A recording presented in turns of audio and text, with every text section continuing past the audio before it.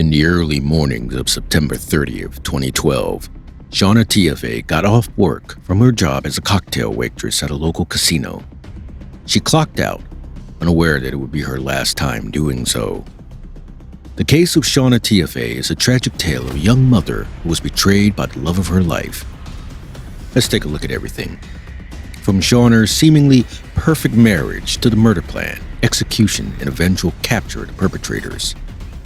It was in 1994 when 28-year-old Mormon-born Shauna Castleton moved from Salt Lake City to Las Vegas. For Shauna, Vegas was more than just a sparkling city. It was an opportunity.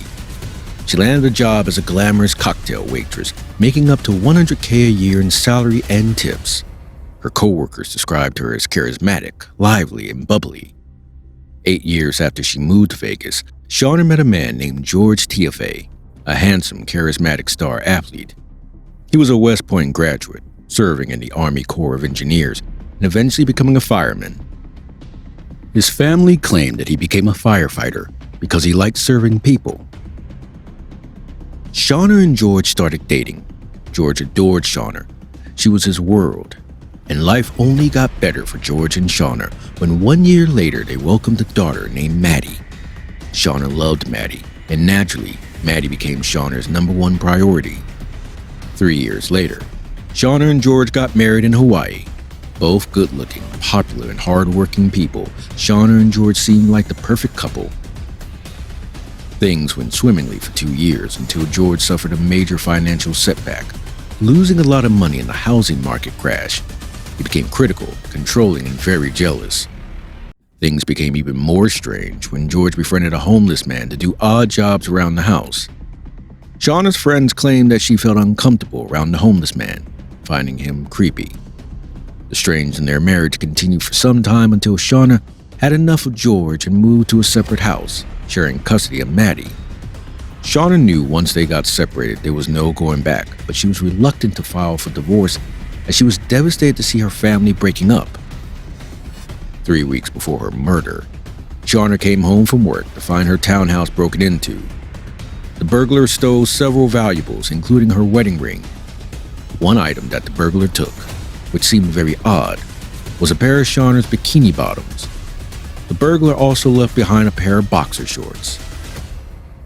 3 weeks after the break-in, Shauna got off work in the early morning hours and headed home. She arrived home after a 30-minute drive, parked her car, and went inside. As Shauna entered the house, she headed towards the stairwell to get to her bedroom. That's when she was struck by a hammer. The perpetrator hit her in the head multiple times until she stopped moving. At some point, Shauna tried to protect her head by putting her hands up. Her fingers were broken as she was savagely beaten to death by a hammer. Shauna's last moments were gruesome. The terror, torture, and agony she must have endured knowing she was going to die is enough to send chills down one's spine. 6 hours later, George and Maddie arrived at Shauna's place to pick up something. When George discovered Shauna's badly bludgeoned body on the staircase, he called 911 immediately. George immediately became the #1 suspect, since violent crimes occurring at home are often at the hands of a loved one. However, George had a strong alibi as he worked a 24-hour shift before picking Maddie up from her grandmother's house to go to Shauna's. His colleagues confirmed this, which led the police to believe that he was not the murderer. Although the police cleared George's name, Shauna's sister, Paula, still suspected George to be involved in some way. For a while, the police investigation seemed to be going nowhere, until they got a crucial tip from an unlikely source. William Pinnock, also known as Big Will. William claimed that a friend of his confessed to killing a woman, saying that he was not remorseful of his actions. He was acting as if he had just completed a mission. Big Will told the friend that if he heard anything like this on the news, he would have to report him. That friend was known as Greyhound. Greyhound lived in a tent on the outskirts of the city, often coming down to Vegas to shoplift and sell drugs. Although skeptical at first, the police decided to check it out. Big Will led police to Greyhound at a gas station where Greyhound would sell drugs. The police approached Greyhound and found drugs on him, which was enough to get him arrested. Greyhound's real name was Noel Stevens, and he already had a criminal record for shoplifting and other minor thefts. He denied any involvement in Shauna Tiaffay's murder. While he was in custody, the police traveled to Greyhound's tent located in the middle of the desert and searched the premises. They eventually found a pair of pants near his tent covered in blood. The pockets of the pants held a price tag belonging to a hammer, along with a bloody pair of underwear. Meanwhile, at the police station, detectives went through Noel's phone, finding only a single contact saved. That contact was none other than George Tiaffay. Noel was the homeless man that George befriended to do odd jobs around the house. The police used the barcode of the hammer to identify where it came from, and from this, they got a hold of some CCTV that made everything crystal clear. The camera inside the store clearly showed George and Noel buying the hammer that would eventually be used in the murder of Shauna Tiaffay. Once this evidence was presented to Noel, he confessed to killing Shauna Tiaffay. But Noel told the police that it was Shauna's husband that wanted her dead, and that George had paid him $600 to kill Shauna with the promise of thousands more to come. Noel told the detectives that George had given him the key to Shauna's house, bought him dark clothes, and asked him to stage a robbery, almost like a practice run, 3 weeks before the attack. He explained what he did to Shauna in full graphic detail, saying that he got into Shauna's house using the key that George had given to him and waited for her to return.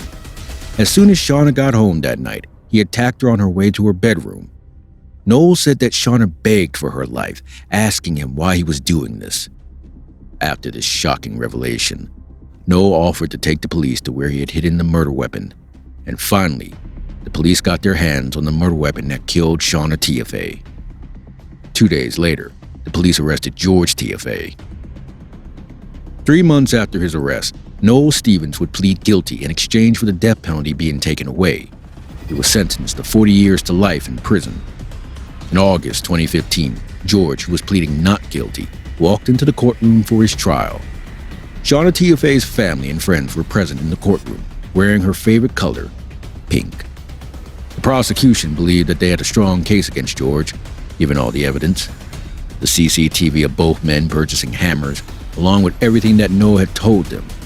They also had numerous phone records that showed George had called Noel 87 times in September, an unbelievable number of times for someone who only did odd jobs here and there. The defense, on the other hand, argued that the CCTV proved nothing and that the two men only bought the hammers so that Noel could do handiwork around the house. The star witness, Noel Stevens, took to the stands and explained everything that he had committed. The prosecution maintained that everything Noel admitted to doing could be supported by CCTV footage.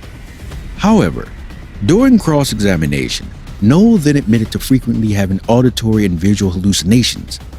This offered the defense to make the argument that Noel may have made it all up. Noel was said to have idolized George, looking up to him in many respects. And the prosecution claimed that this was all it took to effortlessly manipulate him. According to the prosecution, George is the only person who would want Shauna dead. He was used to getting whatever he wanted and having great success in his life, but when his marriage began to fall apart and he lost control of this and his finances, it became too much for him to manage. Both sides presented their arguments, and the jury spent 3 long days discussing them. When the jury announced that they had come to a verdict, it was extremely tense in the courtroom. No one knew what was about to happen.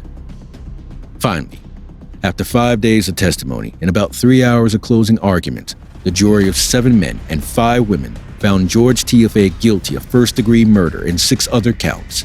He was sentenced to life in prison without the possibility of parole. Shauna's sister was happy with the result, as she said that he was a controlling manipulator, and the worst thing for him would be standing in prison his whole life and not being able to control anything.